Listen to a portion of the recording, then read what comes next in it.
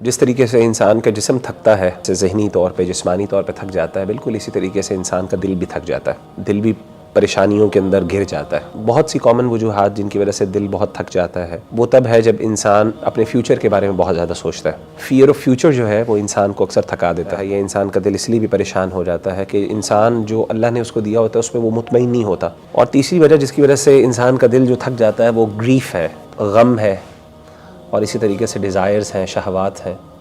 یہ جب کثرت سے انسان کے دل کے اوپر وارد ہوتی ہیں، بار بار انسان کے دل پر حملہ ہوتا ہے، تو اس وقت انسان کا دل جو ہے وہ بہت تھک جاتا ہے۔ یہ جو غم ہے اور دل کے غم ہے اور دل کا بوجھ ہے اور دل کا اطمینان نہ ہونا، سکون نہ ہونا، یہ صرف ہمیں نہیں ہوتا، یہ صحابہ کو بھی ہوتا تھا، اور یہ ہر دور میں ہر جو ہے نیک لوگوں کو بھی ہوتا رہا، اور ظاہر ہے جو اللہ سے دور لوگ ہیں ان کو بھی ہوتا رہا۔ تو اللہ کے رسول صلی اللہ علیہ وسلم نے کہا یا ابا امامہ، کہ اے ابو امامہ، کیا ایسی چیز ہے، کیا ایسی پریشانی ہے تمہیں جس کی وجہ سے تم مسجد میں ایسے وقت میں ہو جو وقت نماز کا نہیں؟ تو سیدنا ابو امامہ نے کہا کہ یا رسول اللہ صلی اللہ علیہ وسلم، یعنی مال کی پریشانی اور اس کی وجہ سے پھر غم، مطلب زندگی بہت مشکل ہو گئی، ٹف ہو گئی ہے، اور اس پریشانی کی وجہ سے، اس کیفیت کی وجہ سے میں یہاں پہ مسجد میں آ گیا۔ آپ امیجن کریں کہ صحابہ جو تھے، جب ان کو پریشانی ہوتی، مشکلات ہوتی اور وہ اس طرح کے غم بوجھل ہوتا تو وہ کدھر رخ کرتے؟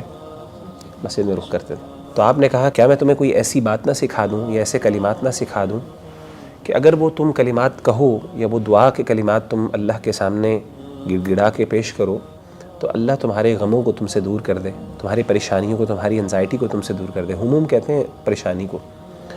وقضا عنک دینک، اور تمہارا جو قرضہ ہے وہ تم سے اللہ تعالیٰ دور کر دے، یعنی وہ تمہارا ادا کر دے۔ تو انہوں نے کہا بلا یا رسول اللہ، کیوں نہیں اللہ کے رسول، میں تو اسی غم اور اسی پریشانی میں یہاں پہ موجود ہوں۔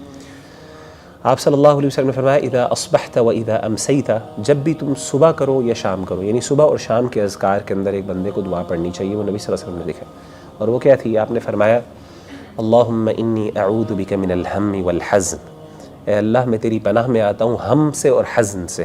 ہم کہتے ہیں انزائٹی سے، اور حزن کہتے ہیں غم یعنی گریف سے۔ وَأَعُوذُ بِكَ مِنَ الْعَجْزِ وَالْكَسْلِ، عاجزی جو ہوتی ہے وہ بندے کی حوصلے کی کمی اور اس میں نقص کا نام ہے، ہمت نہیں ہے انسان کے اندر، جذب یعنی مطلب انسان کو جسمانی قوت ہے، طاقت ہے، لیکن نا وہ ایک چاہت، وہ پیشن اور وہ جو انرجی ہے نا جو آپ کو چاہیے کوئی کام کرنے کے لیے، کوئی اپنا گول اچیو کرنے کے لیے، وہ نہیں ہے آپ کے اندر۔